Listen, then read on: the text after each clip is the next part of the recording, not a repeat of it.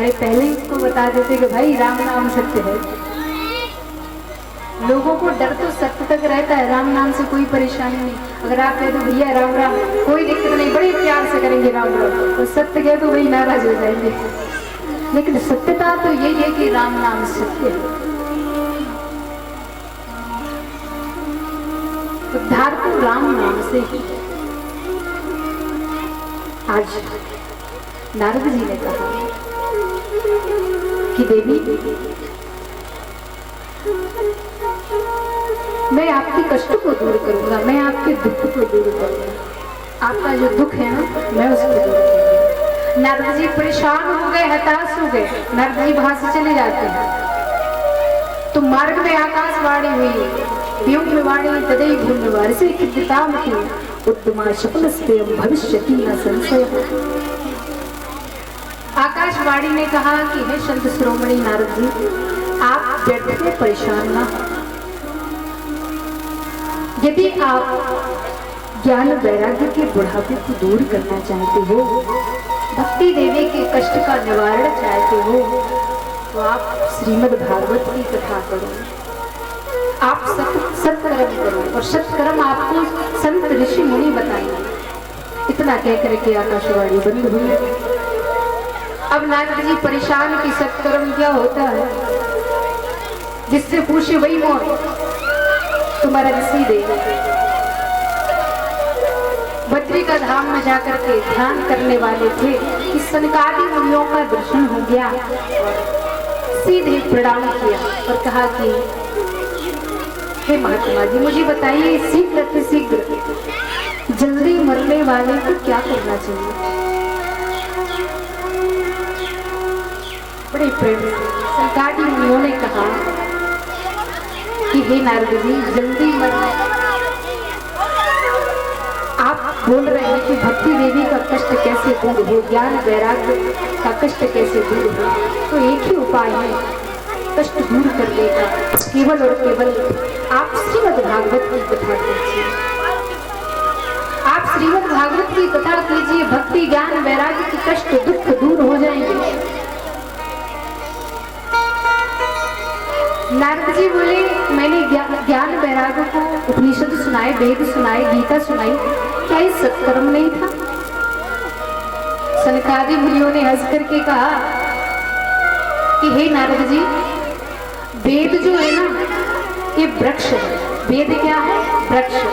और वृक्ष का पका हुआ फल है श्रीमद् भागवत। और जो स्वाद वृक्ष की जड़ों में नहीं होता है, शाखाओं में नहीं होता है, जो स्वाद महाराज उसके फल में होता है। महाराज आप आम की शाखा को तोड़ करके और मुंह में दे करके वो क्या स्वाद है, तो मिलेगा क्या आपको स्वाद? नहीं मिलेगा, क्योंकि जो स्वाद फल में होता है महाराज, वो शाखाओं में। तो ये भागवत की कथा जो है ना महाराज, ये रस है, ये फल है। तो सभी शास्त्रों का जो निचोड़ है, जो सार है, वो भागवत की कथा है। नारद जी ने कहा कि हे सनकादि मुनियों, इस कथा को कहाँ किया जाए? सनकादि मुनियों ने कहा कि हे नारद जी, हरिद्वार की पवित्र धरा पर आप श्रीमद् भागवत की कथा करवाएं। किससे कराऊं? फिर मन में विचारा है, आपसे बढ़िया वक्ता कौन हो सकता है, आप ही कथा कह दीजिए। और महाराज तुरंत 4 वर्ष हरिद्वार की पवित्र पावन धरा पर पहुंचते हैं। सुंदर आसन लगाया। आज नारद जी श्रोता बन करके बैठे हैं और सनातन सनत कुमार चारों ऋषि वक्ता बन करके बैठे हैं। जैसे ही देवी देवताओं को पता चला कि नारद जी कथा करवा रहे हैं, सनकादि मुनि कथा कह रहे हैं, महाराज सब जगह देवलोक भूलोक आदि आदि लोकों में ये शोर हो गया। देवी देवता अपनी विमानों पर बैठ बैठ करके आ रहे हैं, महाराज ऊपर से पुष्पों की बरसात हो रही है। ऋषि मुनि अपने पत्नी पुत्र शिष्यों के सहित आ रहे हैं। एक बड़ी सुंदर बात मैं आपको बताऊं, जब भी आप कथा सुनने आए और अपने साथ यदि आप 1-2 लोगों को और लाते हैं तो उनका भी फल आपको मिलता है। इसलिए जब भी आप अच्छा कार्य करें तो महाराज कुछ लोगों को साथ लेकर के करें, क्योंकि उनका भी फल आपको मिलेगा। तो आज ऋषि मुनि भी देखो अपने पुत्र पत्नी शिष्यों को साथ ले लेकर के आ रहे हैं। शोर हो गया मेरा चारों तरफ से, गंगा यमुना तीर्थ आदि कथा सुनने के लिए आ रहे हैं। उसी समय महाराज भक्ति देवी का प्राकट्य हो गया। भक्ति देवी महाराज भागवत के शब्दों से नृत्य करते हुए अपने पुत्रों के साथ प्रकट हुए। नारद जी ने देखा, नारद जी को आज भक्ति में प्रणाम किया और कहा कि हे संत शिरोमणि नारद जी, मुझे आसन दीजिए, मैं कहाँ बैठूं। नारद जी ने कहा कि देवी जी पांडाल तो पूरा भरा पड़ा है, यहाँ तो कोई जगह नहीं है, लेकिन आप सभी भक्तों के हृदय में बैठ जाओ, आप भक्तों के हृदय में बैठ जाइए। और उसी समय महाराज भक्ति महारानी भक्तों के हृदय में बैठे। ज्ञान वैराग्य हो ना हो और भक्ति महाराज जीवन में आ जाए, क्योंकि मेरे गोविंद को, मेरे माधव को भक्ति बड़ी प्रिय है, बहुत प्रिय है। आज नारद जी कहते हैं कि संतादि मुनियों, मैंने एक आश्चर्य देखा। क्या देखा? बोले बड़े से बड़े पापी जीव इस कथा को सुनकर के तर गए। शनकादि मुनियों ने कहा कि भागवत की महिमा यही तक नहीं है। अरे जिसने अपने जीवन में पाप ही पाप किए हैं, जो अपनी माता पिता की सेवा नहीं करते, मांस मदिरा पान करते, ऐसे लोग भी यदि प्रभु की कथा सुने ना तो उनका उद्धार निश्चित है, उनका उद्धार हो जाता है, उनका कल्याण हो जाता है। ये कथा कल्याणकारी है, उद्धार करने वाली। और नारद जी इतना ही नहीं, यहाँ तक कि जिसने अपने जीवन में पाप ही पाप किए और पाप करते करते उसके जीवन का अंत हो गया, उसकी मृत्यु हो जाए, और यदि वो पिशाच भूत प्रेत योनि में भी चला गया, उसके नाम से श्रीमद् भागवत की कथा कराई जाए तो उसकी भी मुक्ति हो जाती है। नारद जी बोले मुझे सब बात पर विश्वास है, पर इस बात पर बिल्कुल नहीं है। अरे जिसने जीवन भर पाप किया उसका उद्धार कैसे हो सकता है? मुझे नहीं लगता है कि उसका उद्धार हो सकता है। तो शनकादि मुनियों ने कहा कि हे नारद जी, मैं आपको बड़ी सुंदर कथा सुनाता हूँ। बड़ा पुराना इतिहास है। एक तुंगभद्रा तट नदी के किनारे सुंदर अनुपम नाम का नगर बसा हुआ था, और उस नगर में सभी धार्मिक थे। और महाराज उन नगर वासियों के मध्य में एक ब्राह्मण देवता रहते थे। उनका नाम था आत्मदेव। यह सब कथा आप सबने सुनी होगी, लेकिन सुनने से ही काम नहीं चलेगा महाराज, इसको धारण भी करनी है। हाँ, तो आत्मदेव नाम के ब्राह्मण रहते थे। इनकी बड़ी प्यारी पत्नी, इसका नाम है धुंधली। थोड़ा ध्यान देंगे कि आत्मदेव किसे कहते हैं, आत्मदेव क्या है। तो आत्मदेव कोई और नहीं, हम सबकी आत्मा ही आत्मदेव है। हम सबके अंदर जो आत्मा विराजमान है ना, यही आत्मदेव है। और आत्मदेव की पत्नी धुंधली ही क्या है? धुंधली कुछ और नहीं, हमारी ये बुद्धि, हमारी ये मति, ये रति, यही धुंधली है। आत्मा का स्वभाव क्या होता है? आत्मा का स्वभाव होता है भजन करने का। आत्मा बड़ी सरल सहज होती है, वो कभी भी पाप करना नहीं चाहती, पर ये बुद्धि, ये मन पाप करवा देते महाराज, क्योंकि बुद्धि बड़ी चंचल है। आत्मा जब जब भजन करने बैठती है तो ये बुद्धि बीच में आ जाती है,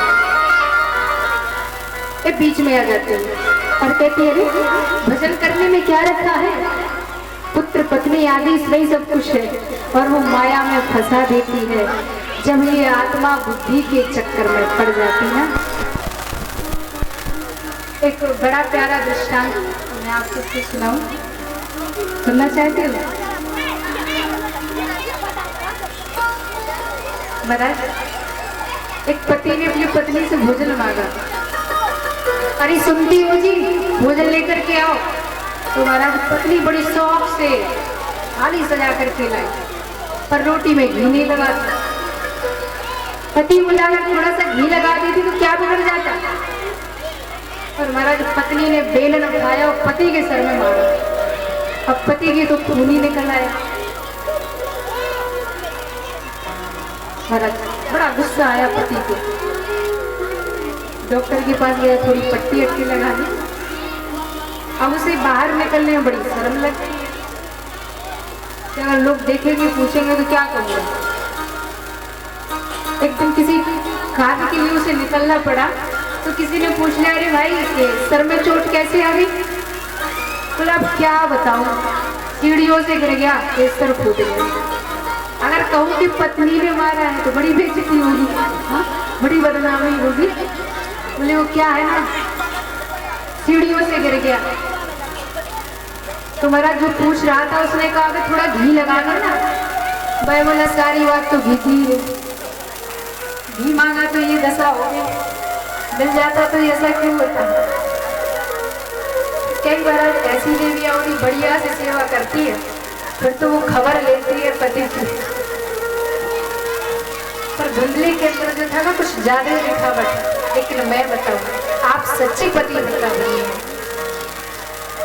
क्योंकि एक स्त्री का धर्म होता है अपने पति की सेवा करना तन मन धन से। हमारे शास्त्र कहते हैं ना एक एक धर्म एक व्रत में काय वचन मन पति पद प्रेम। एक स्त्री का धर्म होता है, एक नारी का धर्म होता है, तीनों प्रकार से अपने पति की सेवा करे, अपने पति की सेवा करे,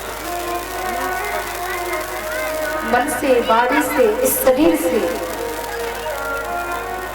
वो पति व्रता होती है, और जो महाराज पति व्रता होती है वो अपने पति की सेवा करते हैं। इस प्रकार आज धुंधली बड़ा दिखावा करती है, और जिससे बोलती है तो ऐसे लगता है जैसे गज छिड़क दी हो। जो बोलता है उसे जल्ला कर लेती है। बड़े प्रसन्न रहते थे आत्मदेव जी, बड़े खुश रहते थे, कोई कमी नहीं थी, सब प्रकार से आनंद थे। अगर कमी थी महाराज केवल संतान की, लेकिन यहाँ संतान नहीं होती। घर में तुलसी का वृक्ष है, गाय भी है, और उसके यहाँ कभी बछड़ा बछिया नहीं होता है। तुलसी कभी हरी भरी नहीं होती, खूब जल देते, पर कभी हरी भरी नहीं।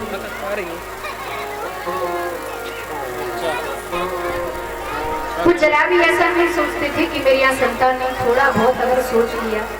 लेकिन एक दिन पड़ोसियों की कृपा हुई। देखो पड़ोसी भी भगवान की कृपा से करते हैं, और ज्यादा ही अच्छे मिल जाए फिर तो पूछो ही मत, उखाड़ के मानेंगे, छोड़ेंगे नहीं। आज आत्मदेव जी बैठे हुए थे, पड़ोसियों की कृपा हुई, आकर के बोले अरे महाराज आपको पता है आपकी तुलसी तो है पर कभी हरी भरी नहीं रहती, गाय है वो बाज है। क्यों? क्योंकि आपके पितर खुश नहीं है, आपके कोई संतान नहीं है, कोई बेटा बेटी नहीं है, पुत्र पुत्री नहीं है, इसलिए आपके देवता भी खुश नहीं है। अब तो आत्मदेव जी का दुख था, थोड़ा भी हाथ बराबर बढ़ा दिया। ये वास्तव में संसारिक लोगों की आदत होती है। तो लेकर के इतना चिल्ला रहे हो।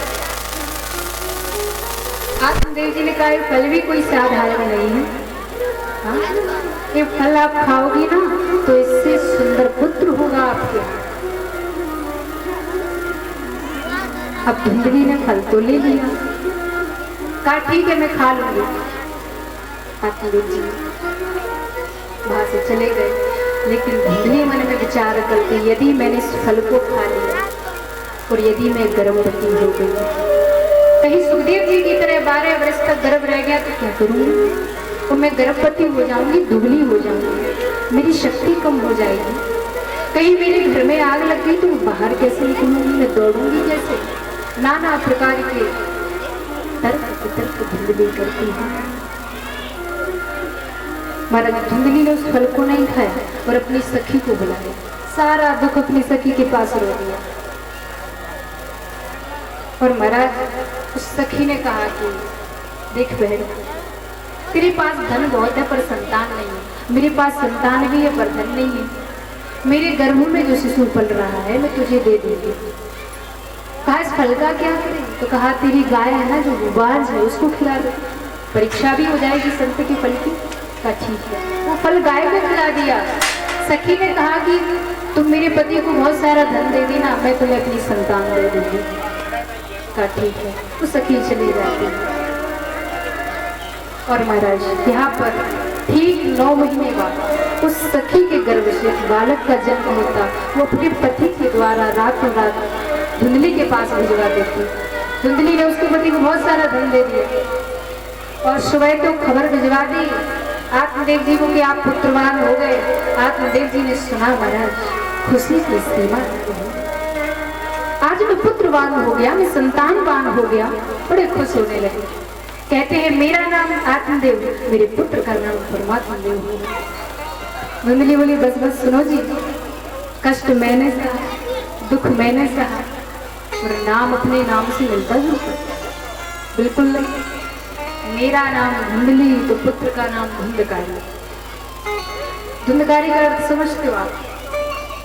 धुम करो धुंधकारी, इसके जीवन में हमारा धर्म का नाम ही नाम। जो धर्म को ही ना समझे, धर्म को ही ना जाने, उसको धुंधकारी कहा जाता है।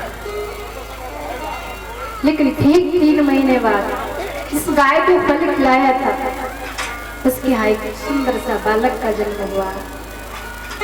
संपूर्ण शरीर एकदम मानव की तरह और जो कान है ना हमारा ये गाय की तरह हुए, इसलिए उनका नाम गोकर्ण पड़ा। पर महाराज धीरे धीरे दोनों बड़े होने लगे। गोकर्ण पंडितों ज्ञानी धुंधकारी महाखला दोनों बड़े होते, पर महाराज विचारधारा दोनों की अलग अलग है। धुंधकारी तो बहुत बड़ा पापी बन गया और जो गोकर्ण जी महाराज थे ना, वास्तव में एक पुत्र का फर्ज निभाते हैं जो हमारे प्रभु श्री राम मर्यादा पुरुषोत्तम भगवान ने किया। वही आचरण गोकर्ण जी के जीवन में है। और धुंधकारी क्या करता है? अपने से बड़ों का अपमान करता है।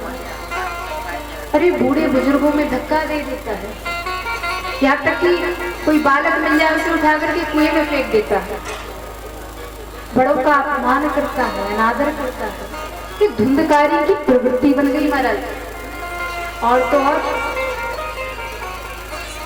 कुत्तों की टोली को लेकर के चलता है और शव के हाथों से तो भोजन करता है। शव समझते हो?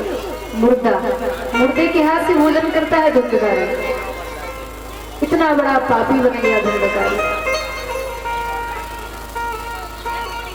लेकिन महाराज मांस मदरा पान करता, 12-12 बजे रात को आता। आत्मदेव जी को बड़ा दुख हुआ, बहुत दुख हुआ, थोड़ा नहीं बहुत। जब संतान नहीं थी इतने दुखी तब नहीं हुए थे, जब हो गई अब हो रहे। अगर पुत्र कुपुत्र निकल जाए ना, बड़ा दुखदायी होता है महाराज, बड़ा कष्टदायक होता है। देखो आत्मदेव जी क्या संतान नहीं थी तब भी रो रहे थे ना, अब हो गई है और भी ज्यादा रो रहे हैं। तो महाराज संतान यदि हो जाए ये अच्छी बात है, लेकिन संतान होनी चाहिए राम की तरह होनी चाहिए, प्रहलाद की तरह होनी चाहिए, ध्रुव की तरह होनी चाहिए। वो पुत्र किस काम का जो धुंधकारी की तरह निकले। माता पिता की आंखों से आंसू निकले, वो पुत्र कैसा?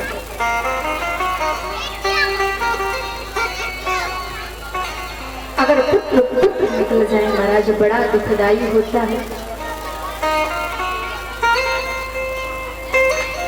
महाराज कई प्रकार के पुत्र होते हैं। पुत्र जो होता है ना महाराज, ये माता पिता की सेवा मांगता है। 3 प्रकार के पुत्र होते हैं, बताया गया कि 3 प्रकार के। बड़े ध्यान से सुनिएगा। जो पुत्र होता है ना वो माता पिता के चरणों की सेवा मांगता है, और बेटा जो माता पिता दे दे उसमें ही खुश है। लेकिन मैं आपको बता दूं, अब तो ना पुत्र है ना बेटा है, अब ना पुत्र है ना बेटा है, अब है लड़का, है ना। अब लड़के है महाराज जो अपने माता पिता से लड़ लड़ के हिस्सा मांगते हैं, उनको लड़का कहा जाता है। अब ना कोई पुत्र बचा ना कोई बेटा बचा, अब तो केवल लड़का है। जब देखो जब छोटी छोटी बातों पर लड़ाई, हमें पिताजी ने ये नहीं दिया, हमें पिताजी ने ये नहीं दिया। अरे इतना बड़ा जीवन दे दिया, क्या चाहिए आपको? हाँ? जब भी देखा जाता है मेरे बड़े भाई को बड़ा कमरा दे दिया, मुझे छोटा दे दिया, इसी पर लड़ाई चलती है महाराज वर्षों तक। लेकिन एक बात बता दूं, दुनिया में सब स्वार्थ से प्रेम करते हैं, लेकिन माता पिता ही एक ऐसे हैं जो निस्वार्थ अपने बच्चों से प्रेम करते हैं। इसलिए एक पुत्र हो ना तो ज्यादा संस्कार डालिए, ज्यादा ध्यान दीजिए, क्योंकि एक पुत्र के बिगड़ने के ज्यादा आशय होते हैं ना। लेकिन माता पिता सोचते हुए एक ही तो बेटा है, क्या कितना खाएगा कितना उड़ाएगा, उड़ाने तो सब उसी का है। और यही गलती आत्मदेव जी ने कर दी। आत्मदेव जी को लगा कि एक ही तो बेटा है, कितना उड़ाएगा कितना खाएगा, लेकिन ये तो अंत में पता चलता है कि बेटे ने कितना उड़ाया। एक पुत्र हो तो संस्कार देना, और एक ही नहीं अगर 10 भी हो तो मैं कहती हूँ संस्कार देना। आप गाड़ी मत देना, बंगला मत देना, कार देना ना देना, पर संस्कार जरूर दे देना। और संस्कार दे दिए ना तो गाड़ी हो जाएगी, बंगले हो जाएंगे, सब कुछ हो जाएगा। और संस्कार नहीं दिए तो बनाया महल भी महाराज धूल में मिल जाएगा। इसलिए संस्कार दो। आज देखा जाता है कि अगर माता पिता दुखी है तो अपने बच्चों के कारण है। मैं कई लोगों से सुनती हूँ कि महाराज हमारा बेटा हमें बड़ा परेशान करता है, हमें घर से निकल दिया, तूने तो सब बर्बाद कर दिया, मेरी संपत्ति को नष्ट कर दिया। धुंधकारी क्या कहता है पता है? अरे पिताजी आप शांत रहिए, आपकी बुद्धि सठिया गई है, आप 60 वर्ष के हो गए, आपकी बुद्धि सठिया गई है। बड़ा दुख हुआ, क्योंकि अब घर में बड़ों का आदर नहीं होता है। अगर बड़े कुछ अच्छा कहें तो बुरा लगने लगता है, उन्हें लगता कि हम जो निर्णय कर रहे हैं वो ठीक है, वो सही है। लेकिन कुछ अच्छा कार्य करें तो बड़ों की सलाहें लेकर के करें, सबको इकट्ठा करके करें, एकत्रित होकर के करें, वो कार्य और भी विशाल बन जाएगा। आज समझाया तो धुंधकारी से उल्टा जवाब मिल गया, बड़े दुखी हुए और एक जगह बैठ करके रोने लगे। और जैसे महाराज बैठे बैठे रो रहे थे, उसी समय गोकर्ण जी आए। गोकर्ण जी महाराज ही कैसे थे जो आत्मदेव जी को पिताजी कहकर के बुलाते। आत्मदेव जी को कहा कि पिताजी आप इतने दुखी क्यों हैं? आपके दुख का कारण क्या है? आत्मदेव जी ने कहा बेटा क्या बताओ, जो मैंने सोचा था वो हुआ नहीं, पुत्र कुपुत्र निकल गया है। अरे धुंधकारी मांस मदिरा पान करता है, मेरे स्वर्ग जैसे घर को नरक बना दिया। गोकर्ण जी महाराज ने समझाया पिताजी आप चिंता मत करो, कि पुत्र पुत्री आदि में अपने मन को क्यों फंसाते हो, इस मोह माया के जाल में क्यों पड़ते हो। अब यदि आपको पुत्र मानना है तो कृष्ण को पुत्र मानना।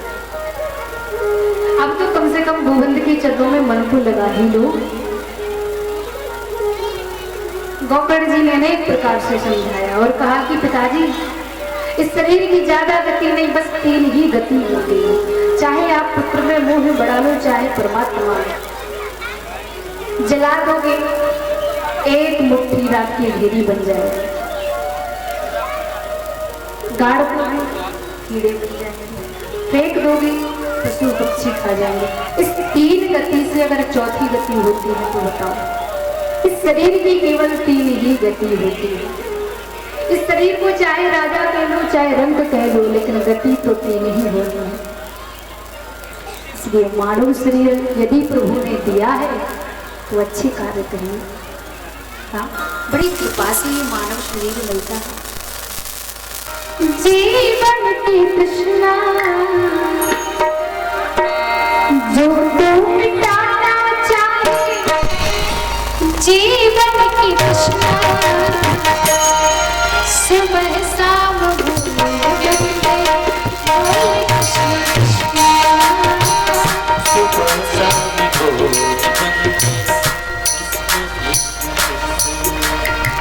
सुबह शाम सुबह शाम बोले कृष्ण कृष्ण, सुबह शाम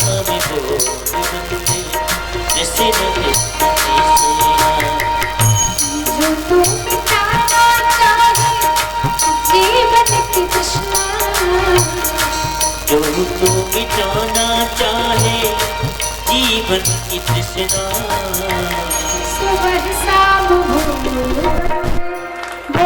कृष्ण कृष्ण, सुबह शाम बोले कृष्ण कृष्ण कृष्ण।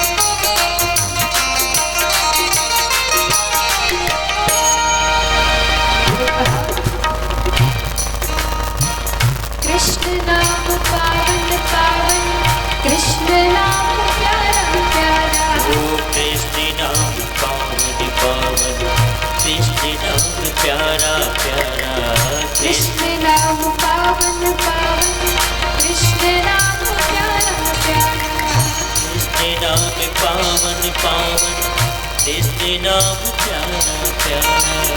जो तू न गाए कृष्णा जग से वो हारा हारा, जो तू न गाए कृष्णा जग से वो हारा हारा, जो तू न गाए कृष्णा जग से वो हारा हारा, जो तू न गाए कृष्णा जग से वो हारा हारा। मन का मिटे अंधियारा बोल कृष्ण कृष्ण, मन का मिटे अंधियारा कृष्ण